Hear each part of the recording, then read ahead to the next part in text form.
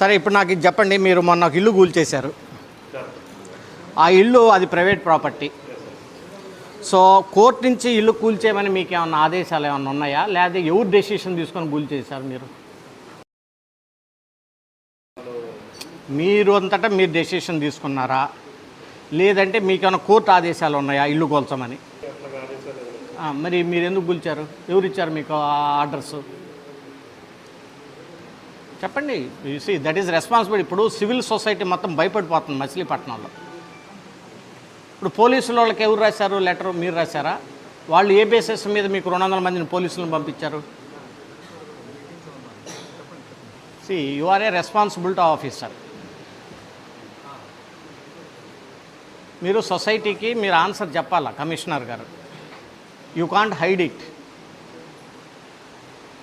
మీకు కోర్టు ఏమన్నా ఆదేశాలు ఇచ్చిందా, లేదా పై అధికారులు మీకు ఏమన్నా ఆదేశాలు ఇచ్చారా?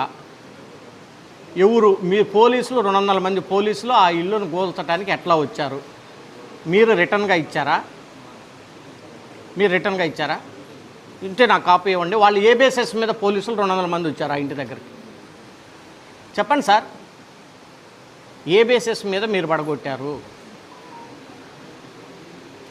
ఆర్డర్స్ ఎవరు ఇచ్చారు? చెప్పాలి మీరు. వాళ్ళు సెంటరింగ్ వాళ్ళని కూడా వదిలిపెట్టుకోకుండా ఒక 2 రోజులు అంటే టైం ఇస్తే సెంటరింగ్ వాళ్ళు మేము సెంటరింగ్ తీసుకుంటాం అన్నా కానీ వాళ్ళు అదేమన్నా టెర్రరిస్టుల నివాసమా?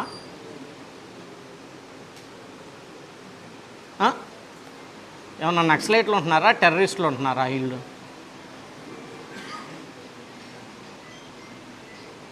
లేదు, చెప్పాలి మీరు. అలా నిలబడితే కొద్దిగా ఆన్సర్ చెప్పాలి దానికి.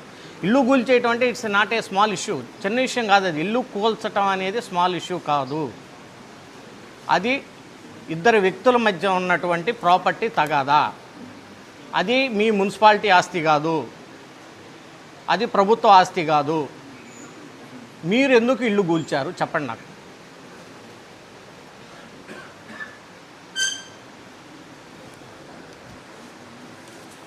ఏం సమాధానం చెబుతాం సొసైటీకి మీరు చెప్పండి నాకు. ఇప్పుడు మీరు అధికారి, 2 సంవత్సరాలు ఇక్కడ ఉంటారు, వెళ్ళిపోతారు. మేము ప్రజాప్రతినిధులం. నేను ఎక్కడ చూడలే ఇల్లు కూల్చేయటం ఒక ప్రైవేటు వ్యక్తులు ఇద్దరు ఆస్తులు తగాద వచ్చి ఒక పక్కన పోయి వాట్ బేసెస్ ఎట్లా చేస్తారండి మీరు? వాళ్ళు లేడీస్ కాళ్ళ మీద పడి ఏళ్ల మీద పడి బతిలాడుతూ ఉంటుంటే మిమ్మల్ని అందరినీ పోలీసులందరినీ పక్కకి నెట్టేసి ప్రైవేట్ ఆస్తిని కూల్చాల్సినటువంటి అవసరం మీకేముందండి? ఎట్లా కూల్చారని చెప్పమంటున్నాను నేను అనేది. మీరు ఏదన్నా ఒక పని చేయాలి అంటే ఏదో ఒకటి మీకు ఉండాలి కదా, అధికారం ఉండాలి కదా. ఏ అధికారంతో మీరు కూల్చారు ఆ ఇల్లుని? మీకు ఉన్నటువంటి అధికారం ఏంటో నాకు ఇవ్వండి, లేదా మీకు వచ్చిన ఆర్డర్ ఏంటంటే ఇవ్వండి.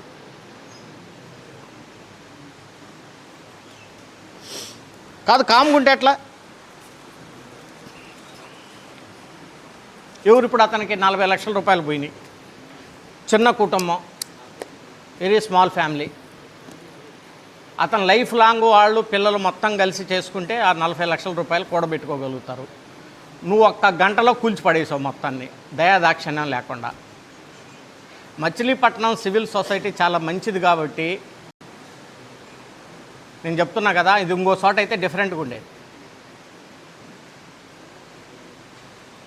అసలు మీకు సంబంధం ఏంది నాకు అర్థం కాదు. అది గవర్నమెంట్ ప్రాపర్టీ కాదు కదా.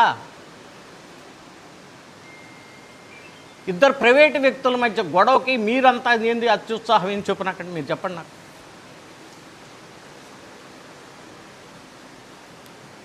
ఎందుకు చేశారు మీరు? తప్పు ఎందుకు చేశారు ఒక ఆఫీసర్గా?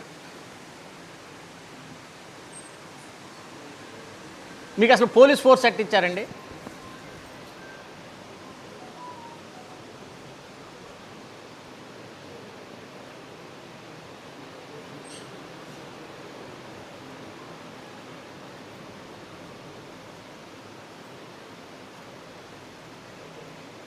చెప్పు. మాకు నెక్స్ట్ అజెండా ఉంది సార్, మేము వెళ్ళాలి. నెక్స్ట్ అజెండా ఉంది. మీకు పోలీస్ ఫోర్స్ ఎట్లా ఇచ్చారు?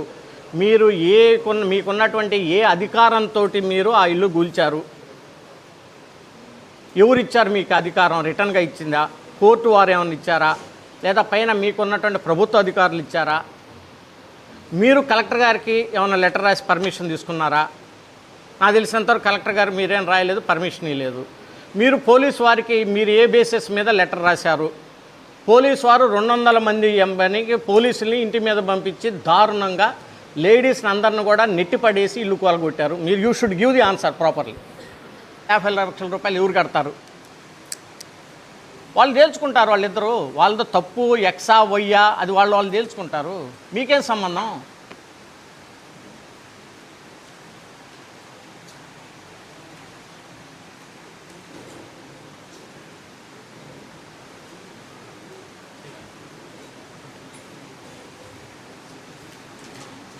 చెప్పండి కమిషనర్ గారు.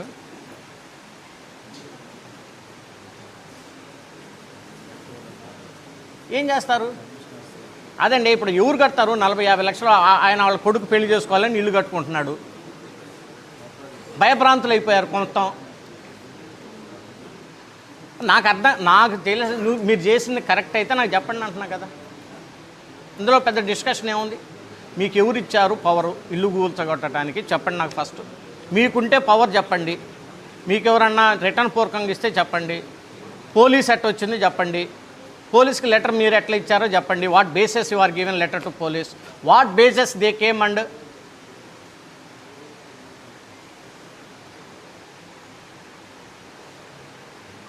ఎవరు? ఏం జరుగుతుంది అసలు ఇక్కడ?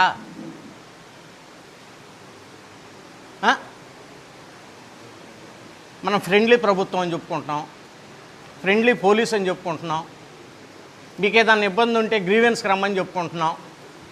కలెక్టర్ గారు ప్రతి సోమవారం రోజు గ్రీవెన్స్ పెడతారు. వాళ్ళు గ్రీవెన్స్కి వస్తే మీరేం సమాధానం చెబుతున్నారో నాకు తెలుసు.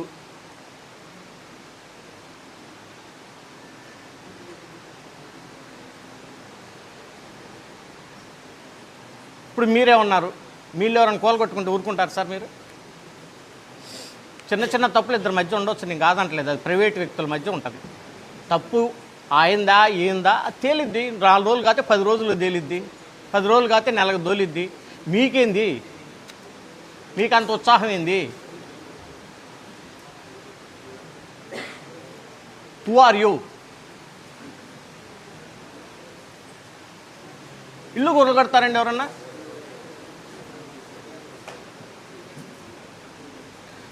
తేల్చండి కలెక్టర్ గారు. అది మీరు ఏం తెలుస్తారు మీరు తేల్చండి. ఆయన చోట్ల సమాధానం. I'm not at all happy. నేను చెప్తున్నా కదా, ఇట్లాంటి పగోడుకు కూడా జరగకూడదు. I'm telling you. పగోడుకు కూడా పెద్దలు ఏదో చెప్తారు కదా, ఏదో పెద్ద క్యాన్సర్ వ్యాధులు వస్తే మన పగోడుకు కూడా రాకూడదు కదా అంటారు కదా. సేమ్ థింగ్, మన పగోడుకు కూడా జరగకూడదు ఇలాంటిది. ఎలా కొడతారండి నాకు అర్థం కాదు.